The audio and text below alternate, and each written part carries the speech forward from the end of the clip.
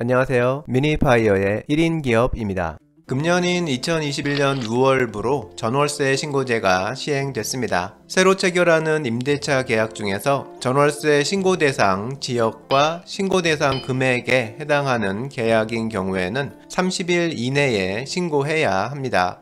지난 영상에서 임대인이 알아야 하는 전월세 신고제 중요사항에 대해서 공유했었는데요. 필요하신 분은 지금 카드 영상 참고하면 도움이 되실 겁니다. 이렇게 전월세 계약건들이 신고되기 시작하면 기존에는 드러나지 않았던 임대건들이 속속 드러나게 될 텐데요. 정부에서는 이 자료를 과세 자료로 사용하지 않겠다고는 하지만 지금 당장 과세 자료로 쓰지는 않겠다 정도로 듣는 게 맞을 것 같고요. 자료가 축적되고 시간이 조금 지나면 자연스럽게 세금이 부과되는 수순으로 갈 수밖에 없을 겁니다. 월 35만원 정도의 월세건에 대해서 만일 기존에는 별도의 소득 신고를 하지 않고 있었다면 이제는 전월세 신고를 통해서 임대 사실이 드러나게 돼서 임대소득을 신고할 수밖에 없게 되는 시기니까요. 임대 수입이 노출되면 세금을 신고해야 하고 건강보험 피부양자 자격 등에도 영향을 받게 될 겁니다. 사실 과세 대상 주택임대소득이 있는 경우라면 사업자 등록하고 소득세를 신고하는 게 기본이긴 합니다.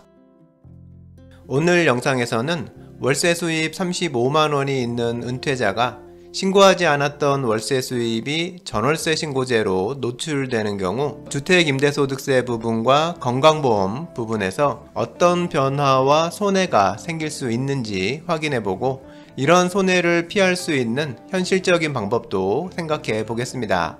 먼저 사례를 한번 설정해 보면요. 베이비붐 세대로 오랜 직장생활 후에 은퇴한 은퇴자로 거주 중인 주택 한 채와 임대 중인 주택 한 채 해서 총 두 채의 주택을 소유하고 있는 경우인데요. 임대 중인 주택은 보증금 1,000만원에 월세 35만원을 받고 있습니다. 월세를 빼면 국민연금의 노령연금 월 100만원이 유일한 소득이고요. 건강보험은 결혼해서 따로 살고 있는 직장인인 자녀의 피부양자로 되어 있습니다. 거주 중인 주택의 재산세 과세표준은 1억 5천만원, 임대 중인 주택의 재산세 과세표준은 5천만원입니다. 이제 이 사례의 경우에 대해서 월세 수입에 대해서 신고하지 않고 있는 경우와 월세 수입이 신고돼서 주택임대소득세를 신고해야 하는 경우 어떤 차이가 발생하는지 확인해 보겠습니다. 신고하지 않고 있는 경우를 먼저 보면요. 이 경우 은퇴자의 드러난 연간소득 금액은 매월 받는 노령연금 100만원이 전부인 상태니까 5월에 종합소득세 신고를 따로 할 필요도 없는 상태고요. 보유재산은 재산세 과세표준을 기준으로 보면 주택 두 채를 합한 총 2억 원이 됩니다. 이 소득과 재산을 기준으로 보면 건강보험은 재산 2억 원에 소득 1,200만 원이니까 피부양자 자격 요건에 해당돼서 직장인인 자녀의 피부양자로 있을 수 있는 상황입니다. 당연히 건강보험료는 낼 필요가 없는 상태고요. 이 경우 연간 월세 수입 420만원은 추가적인 세금이나 건강보험료 지출 없이 모두 수입이 되는 상황입니다. 이 상황이 맞다고 얘기하는 건 아니고요. 월세가 노출되지 않은 경우 이럴 거라는 상황을 그려보는 겁니다. 앞에서도 얘기했었지만 과세 대상 주택 임대소득이 있는 경우 사업자 등록하고 종합소득세 신고하는 게 기본입니다. 이번에는 월세 임대계약이 신고돼서 월세 35만원이 노출된 경우를 보겠습니다. 우선 5월 종합소득세 신고기간에 주택임대소득세 신고부터 해야 하는데요. 주택임대소득을 분리과세로 신고하는 경우로 보면 월세 35만원은 연간 수입 420만원이고요. 여기서 필요경비 50%인 210만원을 빼주고 기본공제 200만원을 추가로 빼주면 과세표준 금액은 10만원이 됩니다. 여기에 세율 14%가 적용되면 납부할 소득세는 14,000원이 되는데요. 월세 35만원에 대해서 1년에 한 번 납부하는 소득세가 14,000원인 거니까 이 정도 금액은 별 문제 없어 보이긴 합니다.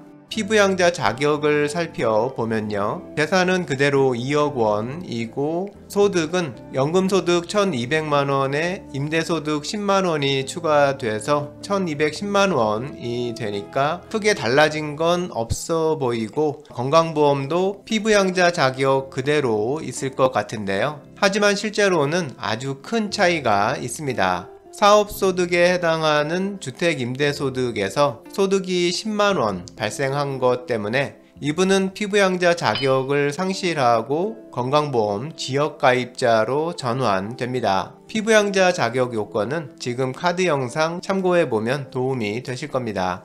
피부양자에서 지역가입자로 전환되면 당연히 지역건보료가 부과되고요. 지역건보료는 가입자의 소득, 재산에 대해서 보험료를 부과합니다. 지역건보료를 잠깐 계산해보면 재산은 재산세 과세표준 2억 원에 대해서 보험료가 약 11만 8천 원 부과되고, 소득의 경우 주택임대소득 10만원과 연금소득 1200만원의 30%인 360만원을 합한 370만원에 대해서 약 4만 1,000원의 보험료가 부과됩니다. 이 두 금액을 합하고 장기요양 보험료까지 추가하면 매월 납부해야 하는 보험료는 약 17만 7천원 예상되는데요.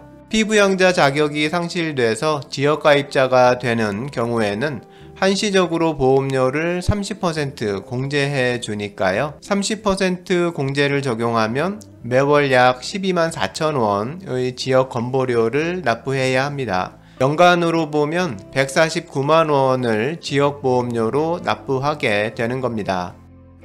정리해보면 월세 35만원으로 연간 420만원 수입에서 주택임대소득세 14,000원과 건강보험료 149만원을 빼주면 실제 수입이 270만원으로 줄어들게 되는 겁니다.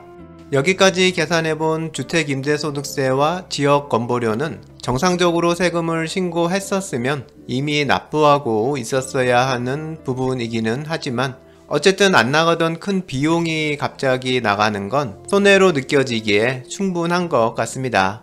그럼 이 손해가 느껴지는 상황을 피할 방법을 생각해 보겠습니다.